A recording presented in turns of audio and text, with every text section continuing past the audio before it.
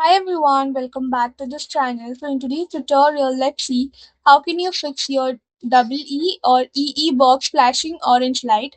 Let's see what does that mean, its internet issues and how can you troubleshoot it. Fix 1. The mains power reset. Turn off the power switch located directly on the back panel of your EE box. Unplug the power adapter from your main wall socket completely.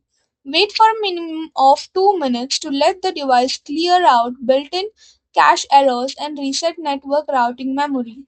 Plug the adapter back in and flip the rear power button back to the on position. Give it 3 minutes to progress through its boot colors, green to flashing orange, and settle on a solid aqua state. Fix 2 broadband cable seating adjustments. Examine the DSL or Ethernet connection running out from the back of your EE Smart Hub. Unplug and reconnect both ends of the line to ensure they firmly click into their respective input ports. With your modem port, if you use a separate OpenReach full fiber wall panel, plug the Ethernet cable into a different LAN port to test for terminal failure. Check your microfilter if you are on a traditional copper line, verifying it sits tightly inside your master home telephone socket. Fix 3 OpenReach ONT synchronization for full fiber homes. Power down your hardware by unplugging both your EE router and your white OpenReach fiber wall box.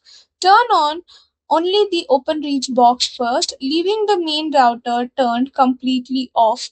Monitor the panel LEDs on the wall box for 2 minutes until the principal indicator lights turn solid green. Fire up your EE hub afterwards and let it execute its handshaking protocol for up to 5 minutes. Fix 4. Hard factory pinhole reset. Locate the small reset hole situated on the back casing of your broadband box. Insert a straight paper clip or safety pin directly into the recess. Press and hold the internal button firmly for approximately 10 seconds. Release the button once the front indicator light array flashes or drops dark. Wait for several minutes while the hub clears its operational data and re-downloads fresh official EE firmware from the exchange.